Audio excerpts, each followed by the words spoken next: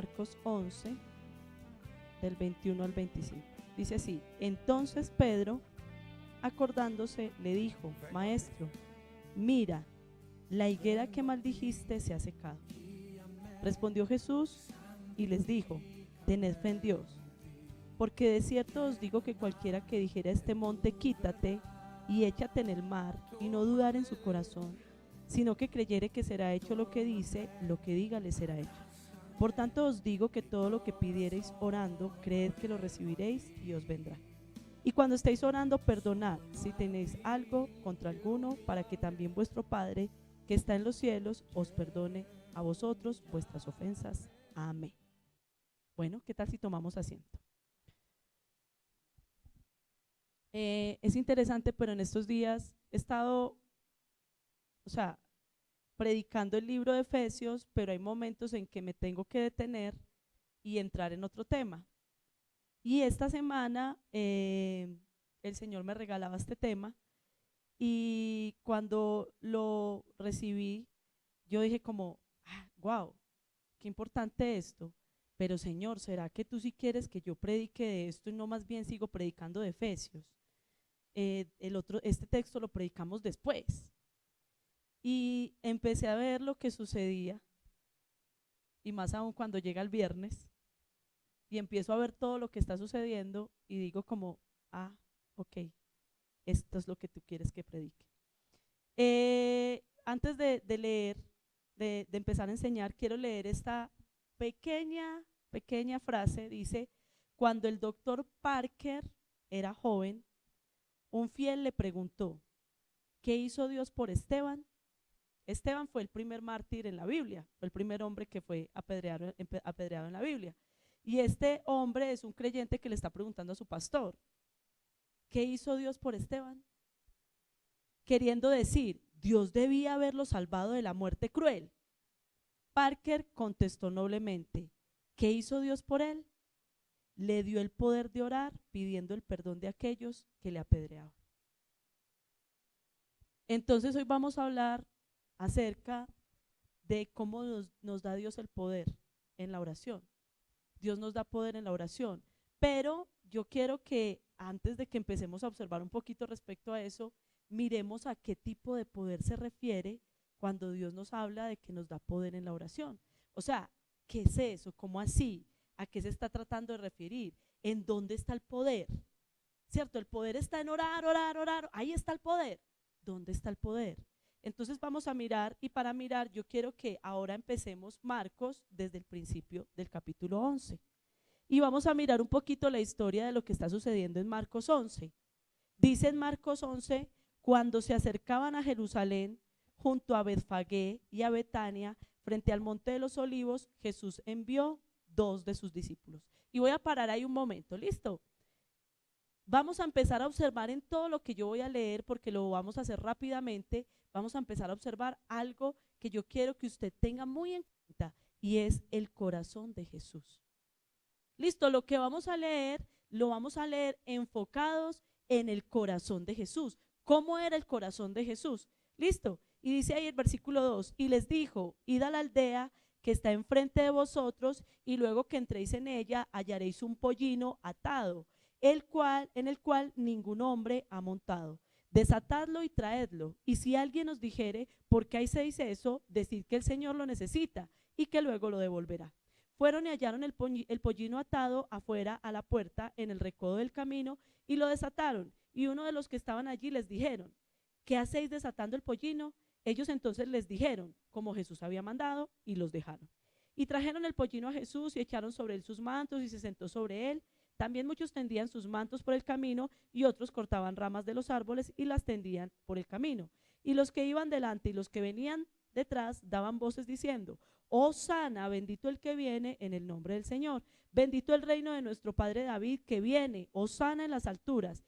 Y entró en Jerusalén. Y vamos a parar ahí un momento. Observe cómo es el corazón de Jesús. Primero que todo, Jesús con antelación había preparado la entrada triunfal. Sí, todos sabemos que esta es la entrada triunfal de Jesús a Jerusalén como un rey. Está entrando en forma de rey, digámoslo así, está tomando una posición de rey. Pero lo que nos muestra el texto bíblico es que Jesús había preparado esto de antemano. O sea, no fue que, ay no, ay, se me llegó la hora de la entrada triunfal, ay, ¿dónde habrá un burrito? ¿Dónde lo encontrara yo? No, no, no.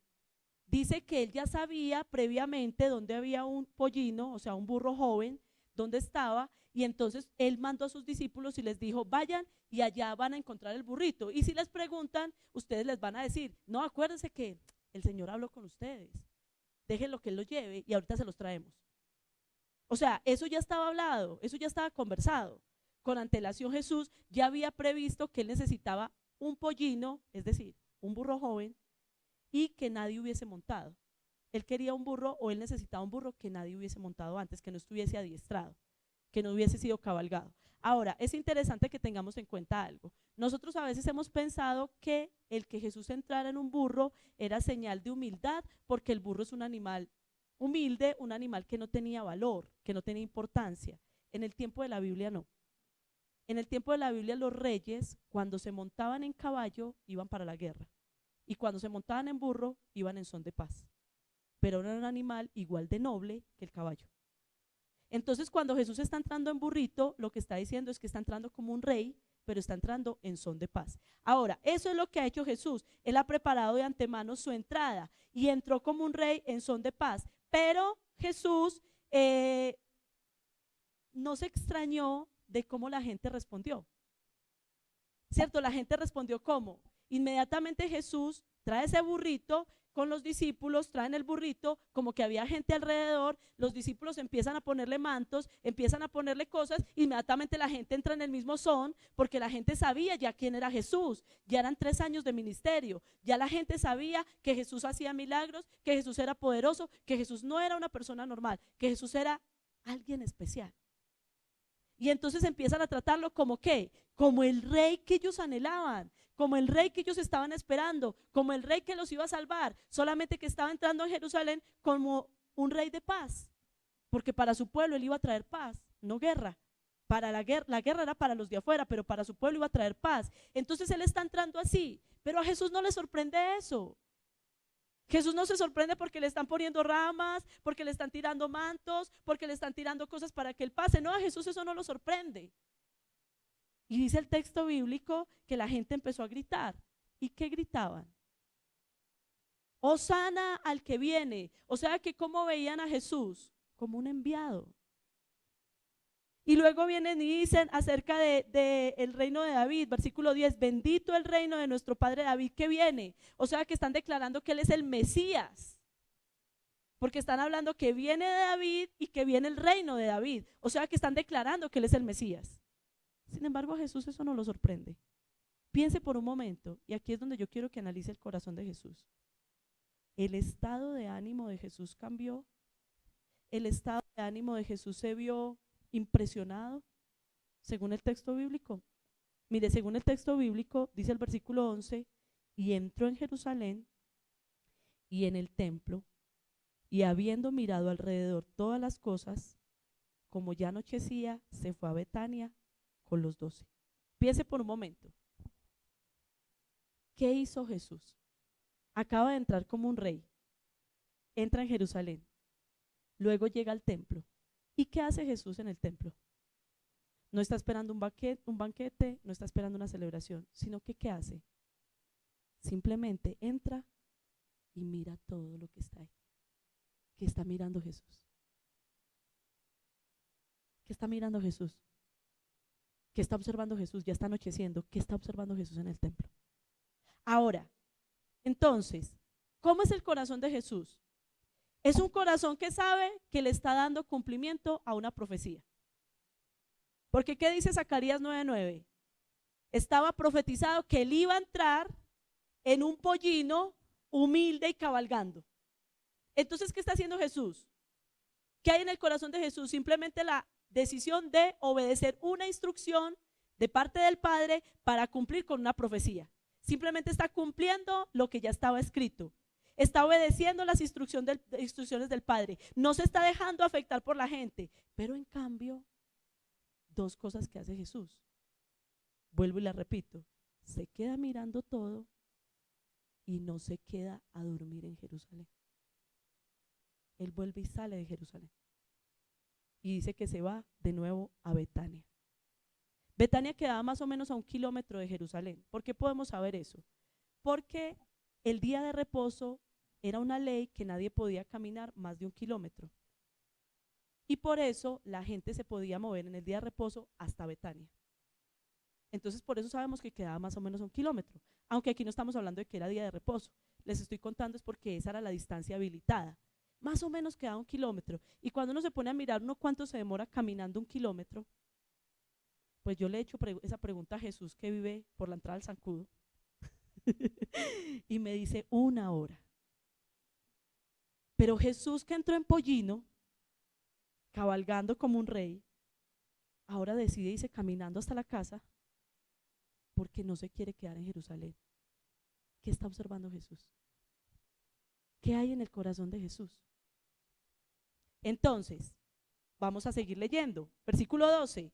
Al día siguiente, cuando salieron de Betania, tuvo hambre. Y viendo de lejos una higuera que tenía hojas, fue a ver si tal vez hallaba en ella algo. Pero cuando llegó a ella, nada halló, sino hojas, pues no era tiempo de higos. Entonces Jesús dijo a la higuera: nunca jamás coma nadie fruto de ti. Y lo oyeron sus discípulos. Vinieron pues a Jerusalén, y entrando Jesús en el templo, comenzó a echar fuera a los que vendían y compraban en el templo, y volcó las mesas de los cambistas y las sillas de los que vendían palomas, y no consentía que nadie atravesase el templo llevando algún utensilio. Y les enseñaba diciendo: ¿no está escrito, mi casa será llamada casa de oración para todas las naciones?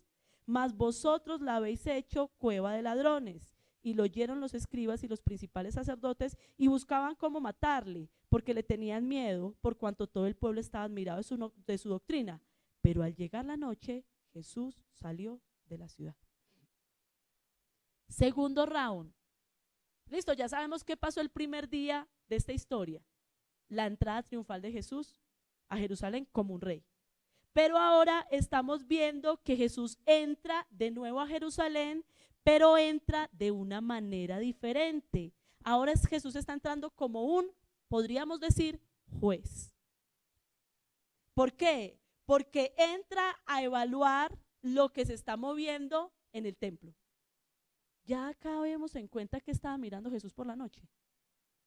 ¿Qué sería lo que Jesús vio por la noche anterior? Vio las mesas, las sillas, las gallinas por allá, perdón, los palominos, las palomas por allá encerradas en las jaulas, las ovejas por allá metidas y los cabritos por allá metidos en otras corrales. Eso fue lo que Jesús vio por la noche, que tenían todo cuadrado para la venta del otro día, pero que mucha gente salió y le tiró mantos, salió y le tiró ramas y gritaron: ¡el rey viene! Eso fue lo que vio Jesús. Y un Jesús que había planeado con antelación un burrito para entrar triunfalmente a Jerusalén, no planeó el desayuno.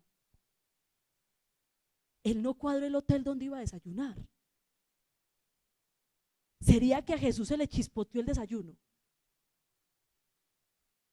¿O sería que era algo que él ya sabía que tenía que hacer? Entonces, ¿qué sucede? La ciudad de Betania y de Betfagé, que al principio del capítulo 11 leímos que Betfagé también estaba ahí cerca de Betania.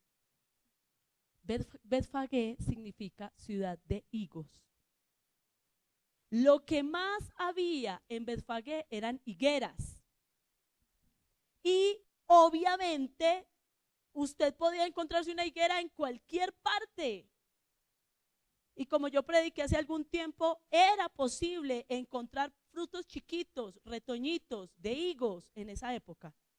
No cosecha, pero sí retoños de higos.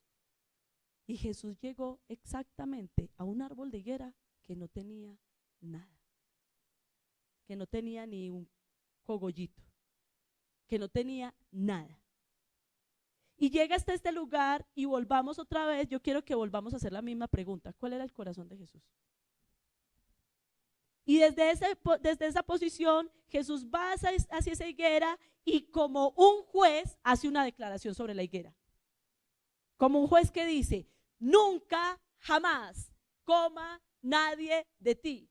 como un juez declara una prohibición. La palabra nunca ahí es una prohibición. Jamás. Así vos fueras capaz en un futuro de producir fruto, nunca, jamás te prohíbo que produzca fruto. Nunca, jamás lo vas a poder hacer. Dios declara una prohibición sobre el árbol. Porque podríamos haber dicho, pero Señor, ¿y si de pronto va a dar fruto más adelantico? Pero el Señor dijo, se lo prohíbo. Porque si hasta acá no ha querido dar fruto, entonces ya no va a dar fruto. Si usted quiere entender un poco más de texto, hay una predicación que hice hace mucho tiempo sobre eso está en YouTube. Pero es importante, ¿por qué? Porque entendamos por qué Jesús la maldice. Nunca jamás dé fruto. Y Él declara esa prohibición sobre ese texto bíblico. Él viene y dice esto, y eso lo escuchan sus discípulos. Dice ahí el texto bíblico que eso lo oyeron sus discípulos. Y es importante que entendamos esa parte. ¿Por qué? Y aquí es donde me quiero ir entrando al tema. Porque podemos decir que Dios está haciendo una declaración, Jesús está haciendo una declaración muy fuerte. Que este árbol no vuelva a producir. Muy fuerte. Piense por un momento que el Señor dijera, que no llueva en Entre Ríos por los siguientes 3 años. Es una afirmación muy fuerte. Que las cosechas no den su fruto. Una afirmación muy fuerte. Usted y yo nunca esperamos que Dios, usted y yo nunca esperamos que Jesús vaya a hacer declaraciones negativas en contra de algo o hacia algo. No esperamos eso, no esperamos una oración de maldición. Y ahorita vamos a demostrar por qué esto es una oración. No esperamos una oración de maldición. Jamás nosotros esperamos que alguien ore maldiciendo algo. Pero aquí vemos a un Jesús, y ahorita vamos a mostrar que es una oración donde Él está maldiciendo algo, donde Él está diciendo que esto se dañe. Entonces, vuelvo y le repito, ese es el corazón de Jesús. Ahora piense por un momento, ese corazón de Jesús estará enojado, estará bravo, estará amargado, resentido. Pero sus discípulos oyeron toda esta oración, oyeron toda esta declaración. Y luego se va al templo y ¿qué hace? Como él ya había visto por la noche, que ya tenían lista la feria, él entra de una. Y miren la hora a la que entra Jesús al templo, a la hora del desayuno. O sea, él no desayunó, pero se fue para el templo. Y entra al templo en la mañana y empieza a tumbar todo, a quitar todo, a sacar a todo el mundo, a limpiar el templo. Y no solamente viene y limpia el templo y sacó todo y vino y hizo eso, sino que se sienta como un juez a vigilar que nadie vuelva a entrar nada.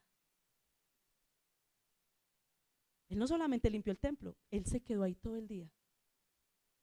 Y dice que no dejaba pasar a nadie con ninguna cosa. Cualquier persona que entraba, que llegó tarde con las empanadas, lo devolvió. Que llegó a traer el café con leche y el buñuelo, lo devolvió. Él se dedicó todo el día a ser un juez sobre ese lugar, a limpiar ese lugar. Y yo quiero que otra vez vuelva a pensar cómo es el corazón de Jesús. Entonces voy a ir mientras tanto a Jeremías capítulo 7.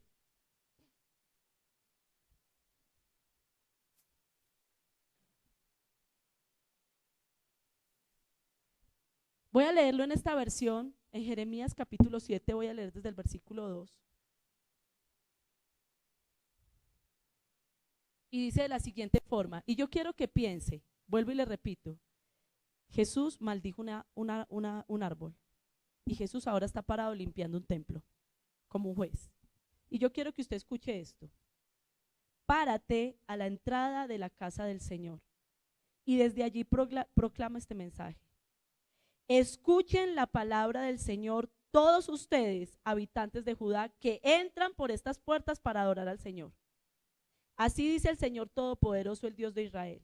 Enmienden su conducta y sus acciones y yo los dejaré seguir viviendo en este país.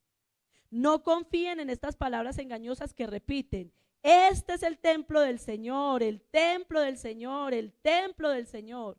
si en verdad enmiendan su conducta y sus acciones, si en verdad practican la justicia los unos con los otros, si no oprimen al extranjero ni al huérfano ni a la viuda, si no derraman sangre inocente en este lugar, ni siguen a otros dioses para su propio mal, entonces los dejaré seguir viviendo en este país, en la tierra que les di a sus antepasados para siempre. Pero ustedes confían en palabras engañosas que no tienen validez alguna, roban, matan, cometen adulterio, juran en falso, queman incienso a Baal, siguen a otros dioses que jamás conocieron y vienen y se presentan ante mí en esta casa que lleva mi nombre y dicen, estamos a salvo, para luego seguir cometiendo todas estas abominaciones. ¿Creen acaso que esta casa que lleva mi nombre es una cueva de ladrones? Pero si yo mismo lo he visto, afirma el Señor. Vayan ahora a mi santuario en Silo, donde al principio hice habitar mi nombre, y vean lo que hice con él por culpa de la maldad de mi pueblo Israel. Y ahora, puesto que ustedes han hecho todas estas cosas, afirma el Señor, y puesto que una y otra vez les he hablado y no me han querido escuchar, y puesto que los he llamado y no me han respondido, lo mismo que hice con Silo haré con esta casa que lleva mi nombre y en la que ustedes confían, y con el lugar que les di a ustedes y a sus antepasados.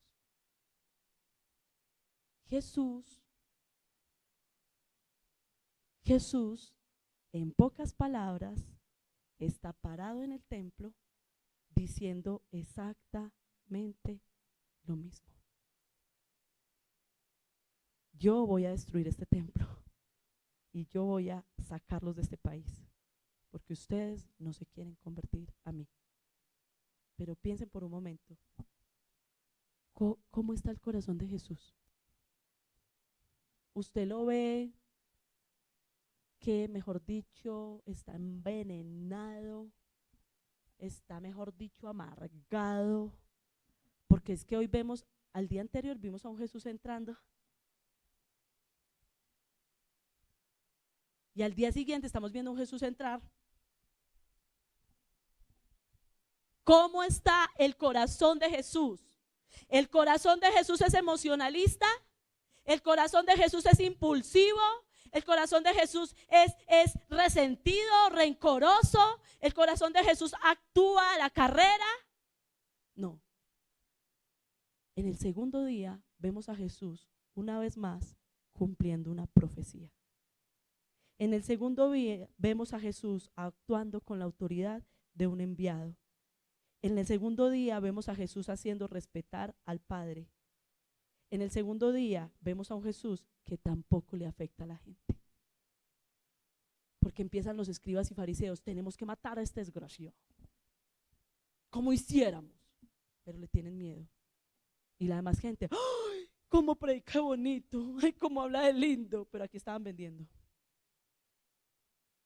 Y a él no le afecta la gente. ¿Dónde está? ¿Dónde? ¿En dónde nacen los sentimientos que se mueven dentro de Jesús? ¿Nacen de las circunstancias? Iglesia, escúcheme eso que le estoy diciendo y mírese hoy domingo en lo que ha pasado este fin de semana. ¿Dónde está el corazón de Jesús? Lo que se mueve en el corazón de Jesús nace de las circunstancias. Nace de que hoy llovió, no llovió, hoy nos encerraron, no nos encerraron, hoy hay gas, no hay gas, hoy quemaron un carro, no lo quemaron. ¿Nace de eso? Nacen las cosas que hay en el corazón de Jesús, lo que se mueve en el pensamiento de Jesús, las intenciones de Jesús, los objetivos con los que Jesús se levanta cada día, ¿se mueven basado en las circunstancias? No, no, porque esas ya están escritas. No está pasando nada nuevo, no está pasando nada que Él no sepa, no está pasando nada que usted y yo ya no sepamos en esta iglesia, no está pasando nada que ya no sepamos. Entonces, ¿cómo es el corazón de Jesús? Vuelve y oscurece y vuelve y sale de la ciudad. Y en el versículo 20 y versículo 21 dice, y pasando por la mañana, va el tercer día, vieron que la higuera se había secado desde la raíz. Entonces Pedro, acordándose, le dijo, Maestro, mira, la higuera que maldijiste se ha secado. Y la palabra maldecir ahí es orar en contra. Oh, nosotros podemos hacer oraciones en contra. ¡Wow! Esta es la oración que está haciendo Jesús. Está haciendo una oración en contra de algo, en contra de alguien. Pero piense por un momento, ¿qué característica tuvo la oración de Jesús que la hizo tan poderosa? ¿Qué característica tuvo la oración de Jesús que la hizo tan poderosa? Fue tan poderosa la oración que hizo Jesús que la higuera se secó desde la raíz en un día. Esa higuera estaba apacharrada totalmente. Desde la raíz, o sea, desde donde salía de la tierra se veía marchita, seca. Y me acuerdo lo que cantábamos ahorita y predicaba mi esposo hace poquito. Mientras que a un hueso seco, ¿qué puede hacer él? Lo puede revivir. Pero a una cosa que tiene vida, él también la puede secar. Él también la puede secar. Entonces, piense que tiene la oración de Jesús, que tuvo tanto poder que en un día secó una planta desde su raíz. Mire, aunque Jesús está haciendo una oración en contra de algo, ¿cómo es posible que Dios le responda? Dios sí es malo. Señor, destruye tal cosa y acaba con esto. Y Dios le respondió. ¡Wow!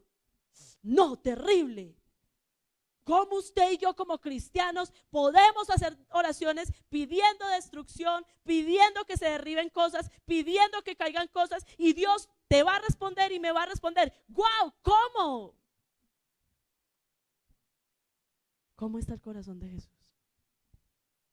Y entonces empieza a decir el versículo 22.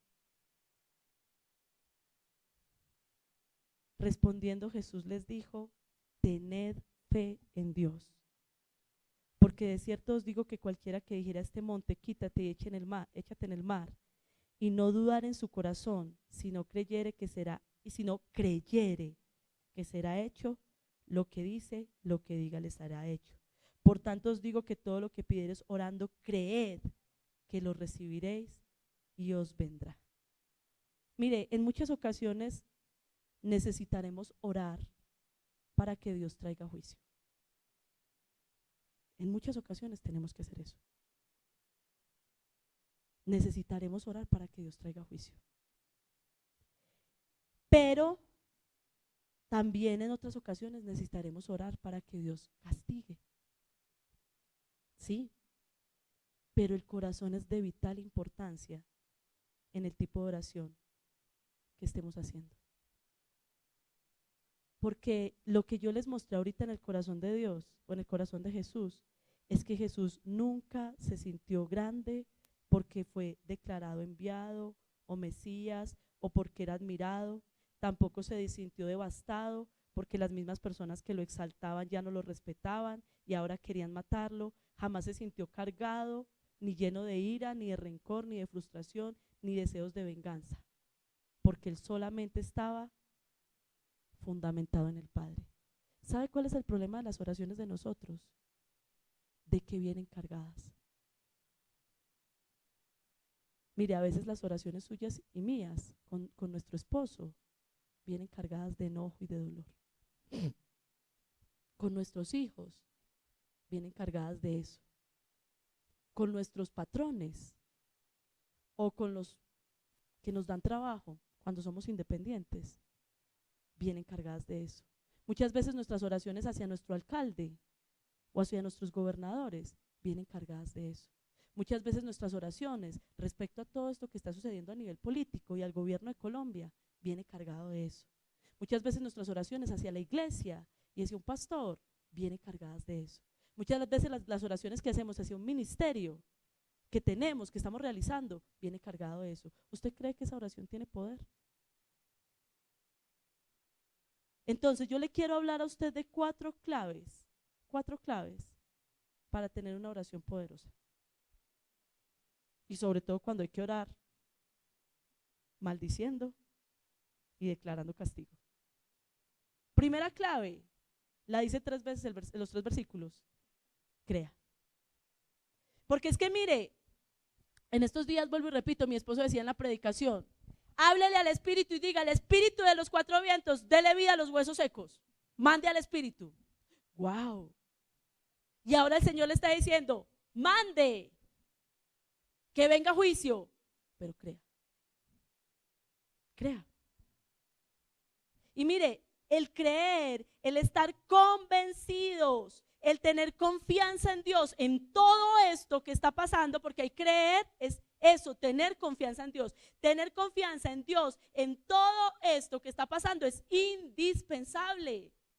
Si usted en medio de estas problemáticas que estamos viviendo en este momento, usted ora, no.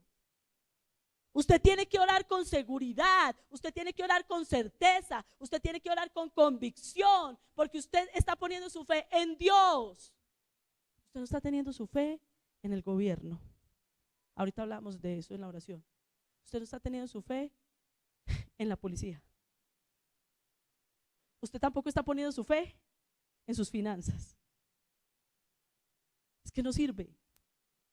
No vale la pena. Tampoco puede tener fe en la casita propia o el carro propio que tiene. Ni ponga su fe en su salud, porque por más aliviado que está, ayer no lo dejaron salir. Mire, Dios está diciendo, mire, primer paso en una oración de poder: tened fe en Dios, creed en Dios, confiad en Dios, descansad en Dios, está convencido de Dios. Eso es lo primero. Si vamos a orar en estos días, lo primero que tenemos que tener es convicción. Pero la segunda cosa, y es muy importante, y por eso mencionaba lo que mi esposo predicaba estos días, porque es que el versículo 23 dice: porque de cierto os digo que cualquiera que dijere a este monte: quítate y échate en el mar. Dijere. Y la palabra decir ahí es mande. Lo mismo. Mande que eso se caiga. Entonces, si usted y yo estamos teniendo fe en Dios y Dios nos está llamando a orar en este momento, ¿cómo nos está mandando a orar? Mande. Mande que se muevan las cosas. Mande que Dios se mueva. Mande que esto se derribe, que esto sea cortado. Mándelo. Dígalo. Quítate. Apártate. Córtate. Cae. Dígalo. Y la palabra mandar se repite varias veces, inclusive, no solamente, sino que dice el versículo 23 al final, dice, vuelve y lo repite: sino que creyere, será hecho lo que mande será hecho. Y la palabra será hecho ahí significa tendrá vida. Lo que mande tendrá vida. Como con los huesos secos. Dígale al espíritu que venga de los 4 vientos y le dé vida a esos huesos. Y ahora el Señor le está diciendo a usted, como cristiano, que usted tiene poder en la boca. Mande, diga, pero luego da una tercera instrucción, y es: no dude. Entonces, primero, crea. Segundo, mande. Y tercero, no dude.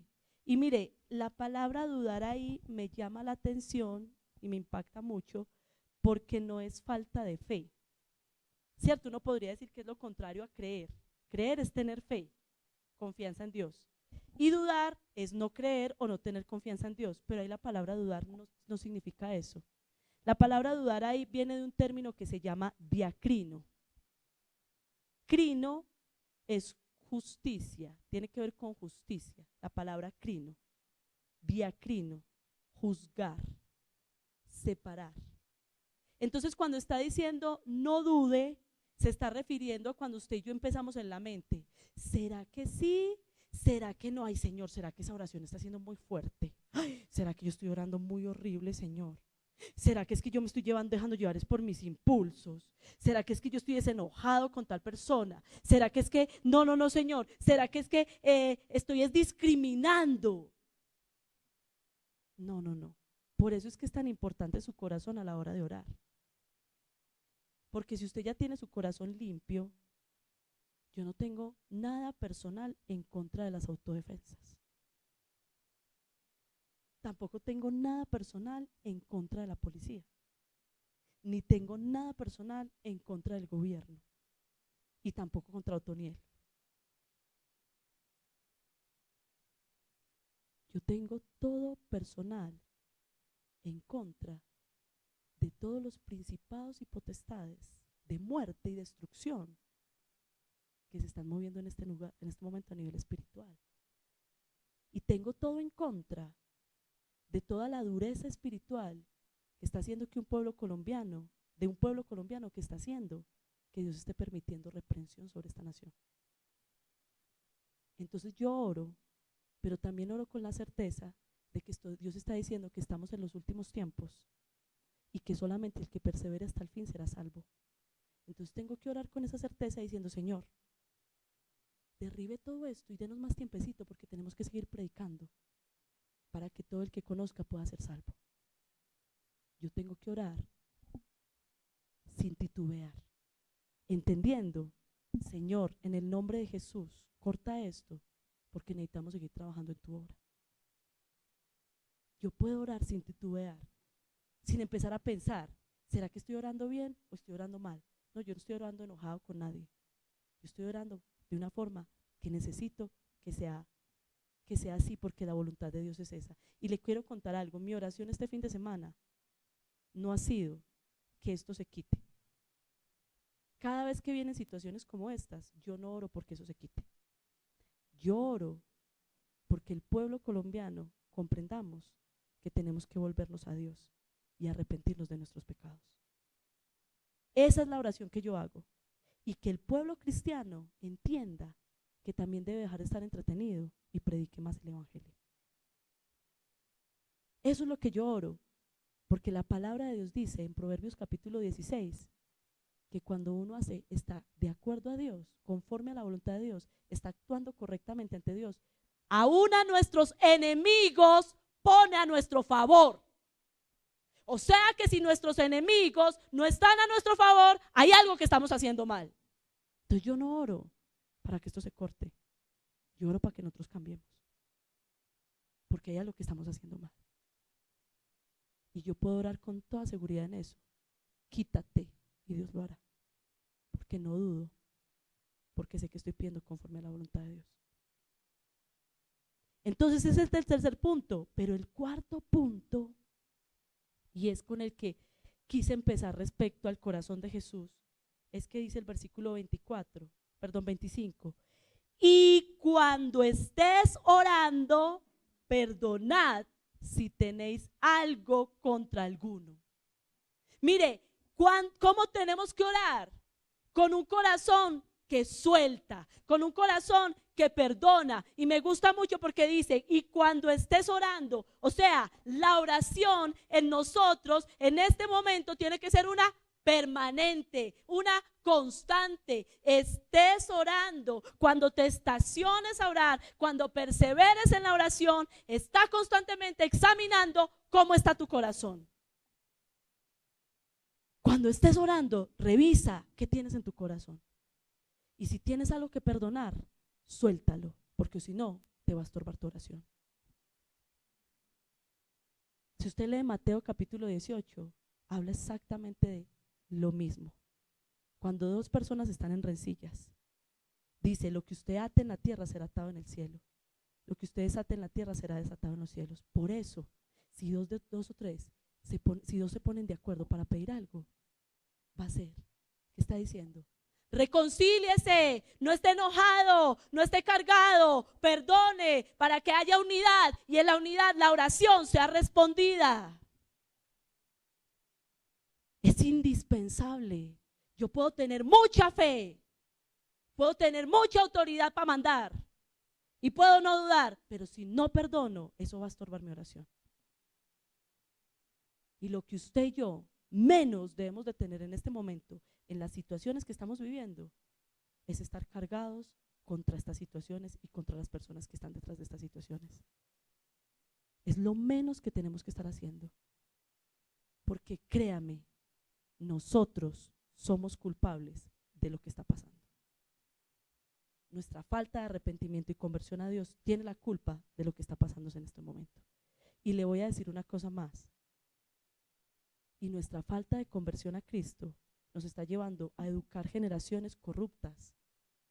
Hay muchos abogados, ladrones, porque no enseñamos principios morales. Culpamos al alcalde o al gobernador o al presidente que roba y nuestros hijos roban en el colegio y no los corregimos. Dicen mentiras, hacen trampa en el colegio y no los corregimos. Hacen fraude y se los admitimos. Hacen fraude para ser personeros del colegio y se los permitimos. Y no queremos abogados y no queremos alcaldes ladrones. Somos nosotros. Usted y yo mismos, corruptos, que no pagamos un salario justo, que no manejamos empresas como las deberíamos manejar, que no somos justos con nuestros hijos, que no somos justos con nuestros diezmos y queremos honestidad. Somos nosotros los que tenemos que pedir perdón.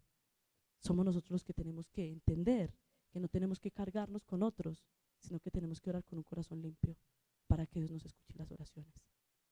Entonces, iglesia, yo quiero invitarle en este momento a que oremos. Y vamos a orar como aprendimos hoy. Pero si usted quiere orar con autoridad por este país, por este municipio, por lo que se está moviendo hoy, que fue lo que convocamos hoy, que ayunáramos y oráramos hoy, hagámoslo con un corazón correcto.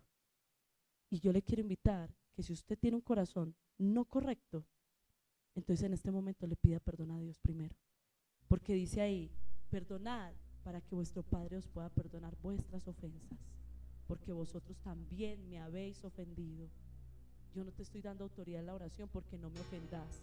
A mí también vos me ofendés. Yo te estoy dando autoridad en la oración porque crees en mí y estás dispuesto a perdonar y a pedir perdón. Padre Celestial, aquí estamos, Señor, delante de tu presencia, Dios. Y Padre Celestial, perdónanos, Señor, porque a veces como pueblo cristiano estamos arrastrados por la misma corriente del mundo, Señor, juzgando al gobierno, juzgando a los grupos paramilitares, guerrilleros, juzgando, Señor, todo, y tan lejos de entender lo que tu palabra dice. Si se humillare mi pueblo, sobre el cual mi nombre es invocado, si buscaren mi rostro, si se volvieran de sus malos caminos, yo oiré desde los cielos, perdonaré sus pecados y sanaré su tierra. Padre Celestial, hoy venimos delante de ti, Señor, a pedirte perdón, oh Dios, porque quizás el miedo que hemos experimentado este fin de semana, o quizás, Señor, el que nos hayan impedido la movilidad, o quizás el no haber tenido gas en la casa, nos llevó, Dios, a cargarnos, a enojarnos, Señor, y a difundir ese mismo temor, esa misma angustia alrededor. Y Padre Celestial, a orar de una forma incorrecta, o a no orar, sino hacer como Jesús, declarar palabras que sin darnos cuenta son oraciones que estamos haciendo. El gobierno no sirve para nada, la policía no está haciendo nada, y declaramos un montón de cosas, Señor, cuando tú nos estás mandando a orar de una manera diferente. Y Padre Celestial, hoy venimos, Señor, a pedirte que nos des un corazón correcto, porque tu palabra enseña, Señor, que tú pones a tus hijos para ser atalayas, Señor. Tú pones a tus hijos para ser mediadores entre la humanidad y tú, Señor. Tú pones a tus hijos para que clamemos por las naciones, para que clamemos por la condición que estamos viviendo, Señor. y para que prediquemos a otros de cómo es la cosmovisión correcta, Señor. Y yo te quiero rogar hoy, amado Dios, hoy te quiero rogar, Señor, que tú nos ayudes, porque hoy queremos orar de la manera correcta.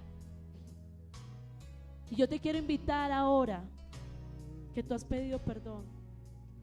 Yo le quiero invitar, iglesia, que usted se ponga de pie y usted empiece a orar por este problema que tenemos en esta nación. Y que usted ore con autoridad, que usted ore con seguridad y que usted le diga al Señor: Señor, en el nombre de Jesús, hoy reconocemos, amado Dios, que como nación hemos pecado delante de ti, Señor. Y como nación hemos hecho lo malo delante de tus ojos, Señor. Hoy te queremos pedir perdón, Señor, porque se ha dado rienda suelta a todo el Ministerio de Educación, ha dado rienda suelta a todo lo que tiene que ver con la propagación de la ideología de género, Señor. Y hoy te queremos pedir perdón, Señor, porque eso está regado, Señor. Y en este momento los jóvenes y los adolescentes y los niños están incurriendo en unas prácticas, Señor, totalmente sodomizadas, Señor, totalmente, oh Dios, obscenas, totalmente inmorales, Padre Celestial.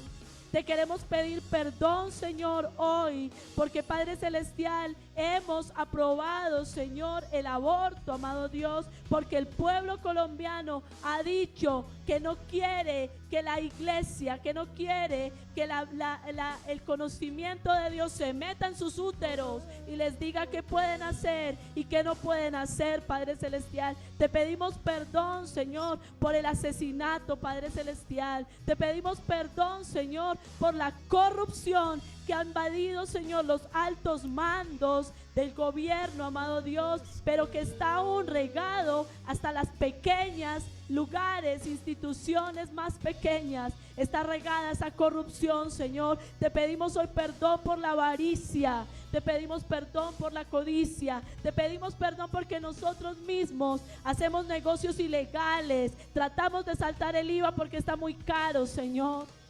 Tratamos de tener facturaciones por debajo, tratamos de evadir impuestos, Padre Celestial.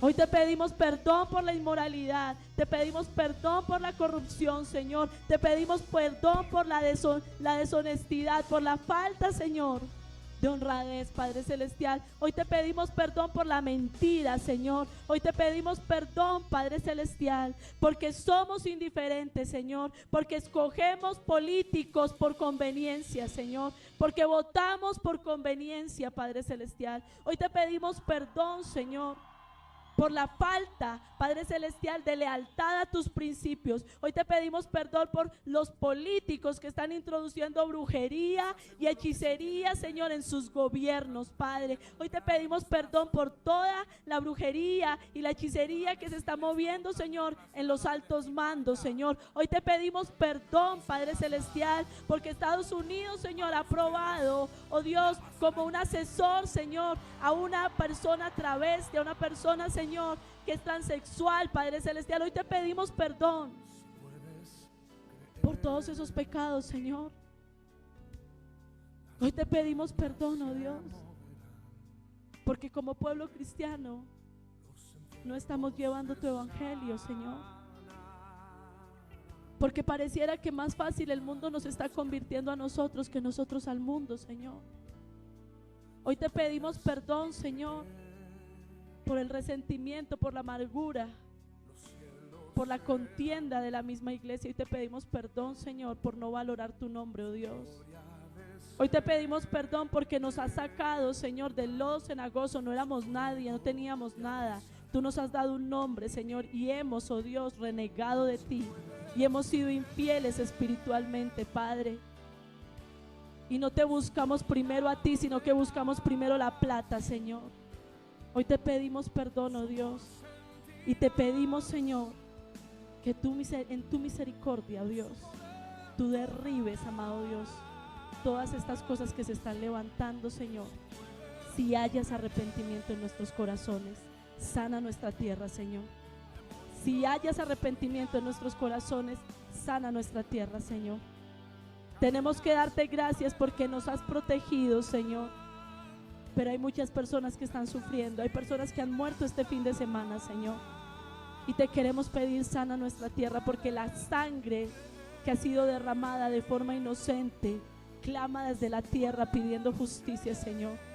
Perdona, Padre Celestial, perdona la maldad, Señor, perdona la indiferencia y derriba toda obra de Satanás, Señor. Derriba todo terreno que Satanás haya tomado, Señor. Hoy, Padre Celestial, te pedimos que la dureza de corazón caiga de los corazones, Señor. Y hoy te pedimos, Señor, que te muevas, oh Dios, en cada uno, Señor. Hoy te pedimos que esto que está pasando nos lleve a doblar más rodilla, pero no para pedirte que cambies las circunstancias, sino para pedirte que cambies nuestro corazón. Hoy te pedimos, Señor, que esto nos lleve a ir más a la palabra de Dios, a ir más a escudriñar tus escrituras. Que esto nos lleve, Padre Celestial, a ayunar más, Señor, porque nos da bastante pereza ayunar, Padre. Yo te pido que esto nos lleve, Señor, a hacer lo que tenemos que hacer, Padre. Porque tu palabra lo dice: busquen mi rostro, buscadme mientras yo pueda ser hallado. Rasgad no tu ropa, sino que rasga tu corazón. Conviértete con ayuno, con lloro y lamento. Padre Celestial, yo te quiero rogar, Señor, que no tengamos que esperar a que haya un daño a nuestra persona propia, a nuestro terreno propio, para que nos arrodillemos y clamemos, Señor. Yo te quiero rogar, Señor, que no tengamos que perder un ser querido, nuestro empleo, nuestra empresa, nuestra casa, para que nos arrodillemos y te clamemos, Señor. Yo te pido que ahora que estamos a tiempo, que ahora que todavía hay oportunidad, el pueblo te busque, el pueblo se acerque, el pueblo te anhele, el pueblo se esfuerce. Padre, quita la liviandad en la oración, porque somos de oraciones tan superficiales y tan livianas, Señor. No permitas que lleguen momentos tan difíciles que clamemos con lloro y lamento. Ayúdanos a clamar ahora que todavía estamos tranquilos, que todavía manejamos una relativa paz, que todavía tenemos una movilidad tranquila, que todavía tenemos nuestros trabajos, que todavía tenemos una finanza estable. Yo te pido, Señor, que nos ayudes, ayúdanos a doblar nuestro corazón, ayúdanos a doblar nuestra cerviz, ayúdanos a dejar nuestra rebeldía, ayúdanos a dejar la dureza de corazón, ayúdanos a dejar la infidelidad,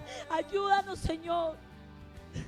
Ayúdanos, Señor, a entender, Señor, que solamente tú eres el ancla segura.